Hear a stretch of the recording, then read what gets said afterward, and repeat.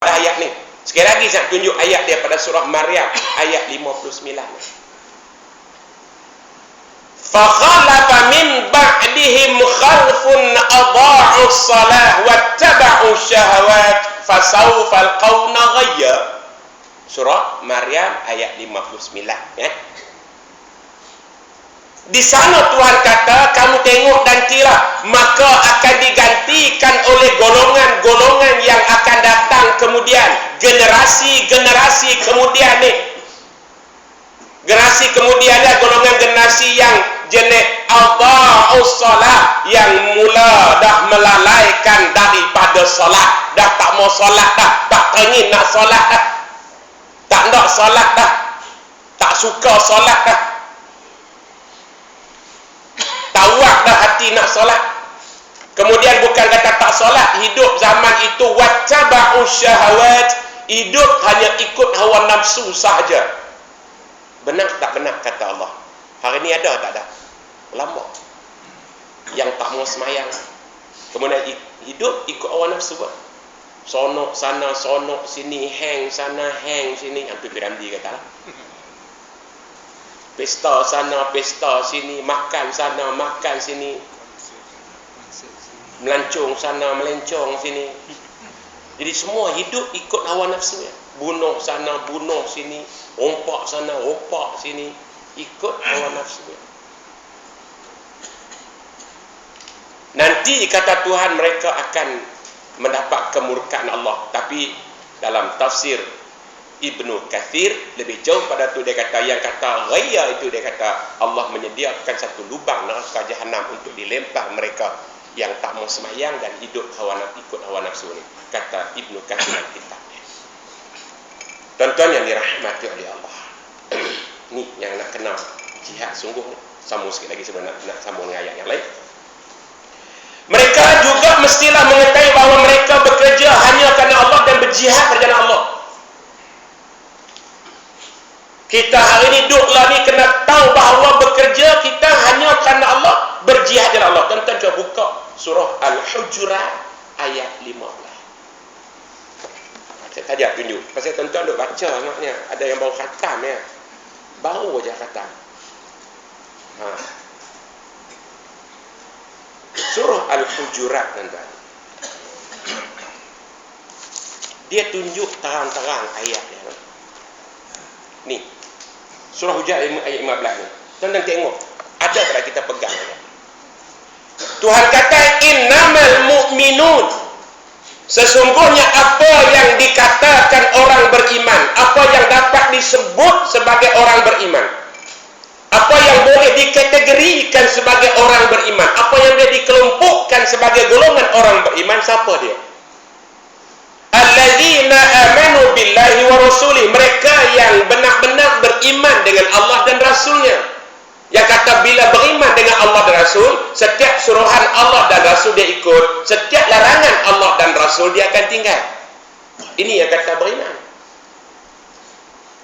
Bila Allah kata wala tarkunu ila alladzina zalamu fatamassakumun nar, contoh takbir lagi ayat kita baca saja nak tunjuk ya. Sebagai contoh yang Tuhan larang.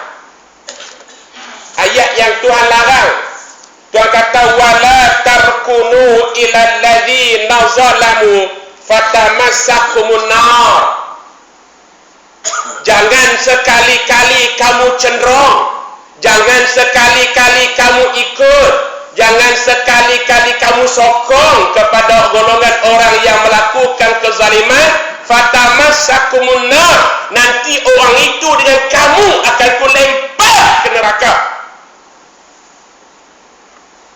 Dengan hang-hang dengan dia kali. Tuan sana. Tuan sana. Tapi orang buat lah. Tu macam mana? Tu macam mana sekelompok sebagai orang beriman. Tuan kata innamal mu'minun ni, kelompok orang beriman ialah orang yang beriman dengan Allah. Bila apa yang Allah kata, Rasul kata kena ikut, apa yang Allah larang kena juga kena tinggallah, kena ikut apa dia kata. Jadi dia kata jangan, tadi jangan. Kita baca ayat tadi dah dua jangan kan. Pertama, jangan duk pandang kat mereka, pasal mereka kan mereka duit banyak, harta banyak, jangan pandang. Yang kedua, jangan ikut mereka yang kami lalaikan kerana hidup mereka ikut hawa nafsu, kerana mereka melampau. Aku dah pesan, Ni kita baca pula itu lagi, jangan lagi pun ni juga macam mana. Kemudian lepas pada beriman, Allah SWT kata summa lam yartabu, kemudian lepas beriman kamu tidak boleh ragu-ragu. Jangan duk ragu-ragu dengan Quran, jangan ragu-ragu dengan Allah, jangan ragu-ragu dengan Rasulullah, jangan ragu-ragu. Ni belarak dengan apa nama ni, hari Maulid Rasul ni macam nak rak, tapi apa yang Nabi suruh pun tak buat, apa yang Nabi larang tak tinggal. Tu macam mana kan? Muhammad ikutan kami, kami cinta Rasul. Dia macam sepanduk buat. Tapi Nabi kata tak mau dengar, Nabi larang pun tak mau dengar. Contoh yang kata beriman dengan Rasul, yang kita ragu-ragu ni, kita buka hadis sahih riwayat Imam Abi Daud dalam bab tasyabuh ni. Nabi kata man tashabbaha biqaumin fa innahu minhum. Barang siapa bertasyabuh, mana menyerupai satu kaum, mereka kaum itu. Baik, kita ambil contoh anak-anak muda lah ni. Ada ibu bapa melarang, ada ustaz-ustaz melarang, ada orang yang kuat duk selalu duk angkat ni. Hidup. Oh. Yang jenis ni bila anak muda duk potong tepi ni, rambut tinggal tengah-tengah tu, dia larang tak? Tu kaum mana dia buat tu?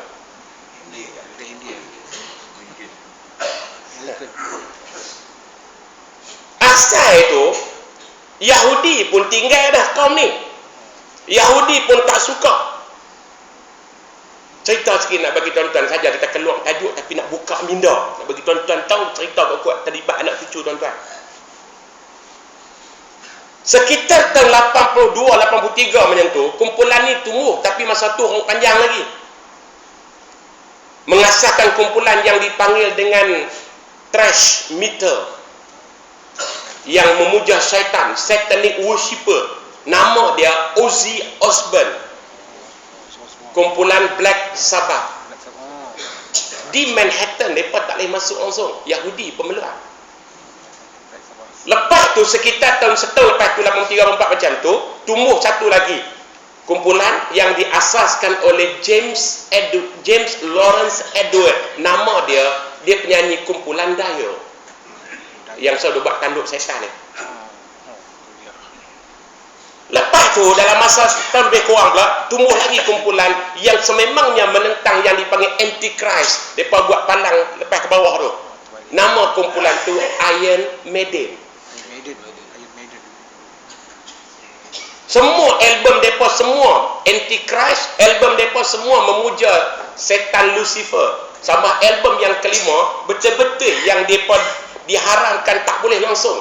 Di Washington, New York dan Manhattan, mereka tak boleh masuk. Pasal dalam lagu tu, dia kata, dia menghina Nabi Isa. Sebab tajuk lagu tu pun dia kata, The Seven Son of the Seven Son, anak dari 7 keturunan. Kemudian dia main lagi kumpulan lepas tu, dia main lah dengan black metal, dengan punk apa semua dia buat. Yahudi pun tak suka dah kumpulan ni. Yang anak Melayu kita duk pergi kutip. Yahudi buang lah semua ni, lempak lah semua, tak mau boh, tong sampah boh, mana tak lah. Anak Melayu duduk salat-salat, oh jumpa. Oh ni bagus ni, pergi kutip tu. Lepas tu potong rambut ni buat kena. Yahudi pun tak mau. Hak Yahudi tak mau, orang Melayu kita kutip. Pak Haji pun buat. Pak Haji pun buat. Macam potong rambut kotak macam lah. Awak jadi macam ni. Ini yang saya nak bawa sebab pertama beriman dengan Allah Rasul, makna bila apa yang Nabi kata tadi, bila kamu tasyabuh dengan satu kaum, kamu kaum itu. Makna Nabi dah kesan, Nabi tak mau dengar.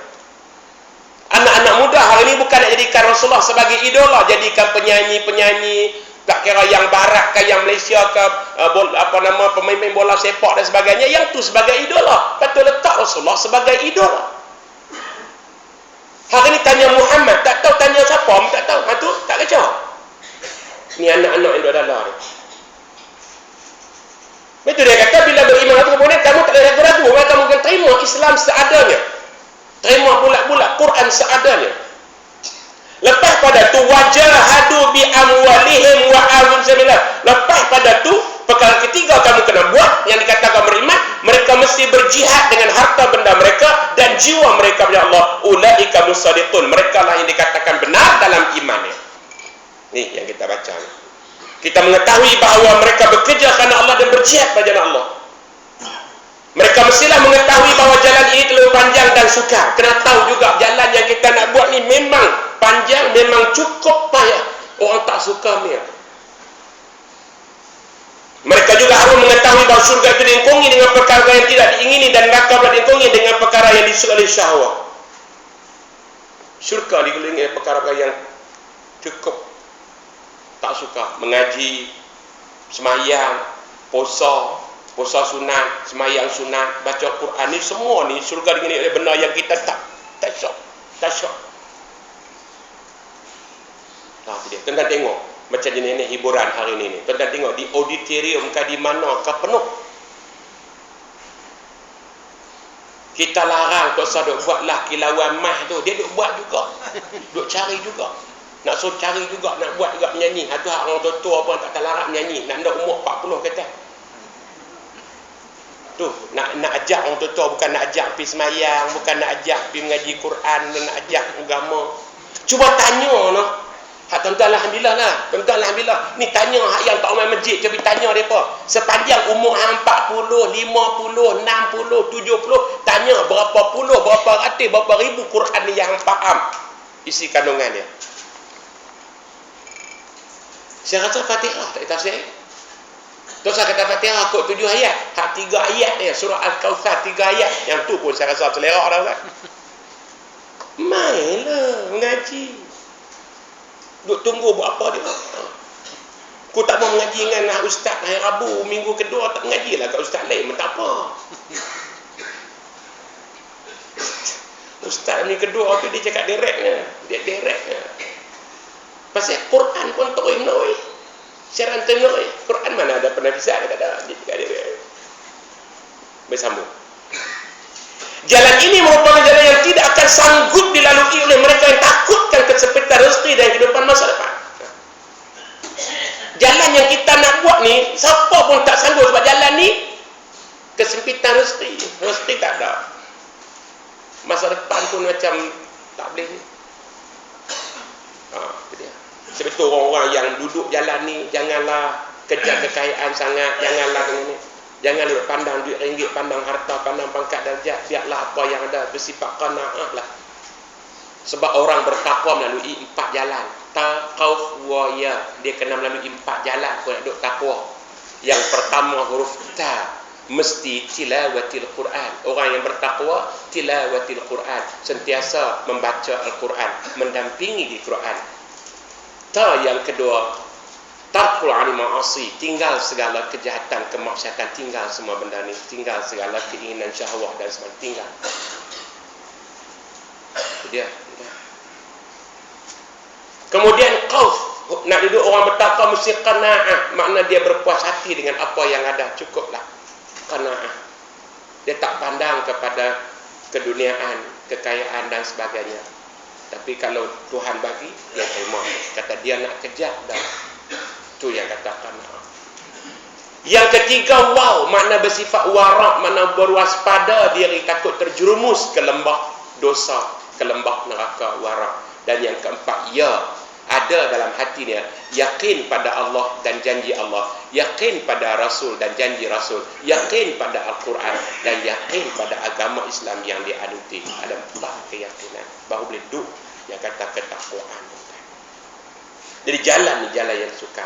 Karena kadang-kadang kalau kita buka pada surah At-Taghabun, kita akan dapat beberapa perkara yang kadang-kadang macam mana jadi sukar. Kadang-kadang anak isteri kita yang menjadi masalah bagi kita. Kadang-kadang jadi macam tu tuan-tuan. Dia terkadang-kadang dia jadi. Kita nak elak tapi dia jadi tuan-tuan. Kadang-kadang ada cuba nak elak tengok. Surah At-Taghabun pada ayat 14 dan 15 tengok. Ya ayyuhalladzina amanu inna min azwajikum wa auladikum aduwwun lakum fahdharuhum. Wahai orang-orang yang beriman, sesungguhnya ada di kalangan istri-istrimu dan ada di kalangan anak-anakmu yang menjadi musuh bagimu, maka berhati-hati dengan mereka. Kadang-kadang kita cuba nak berjihad jalan Allah, kadang dihalang oleh isteri. Ni cerita benar, satu tempat kawasan kita juga.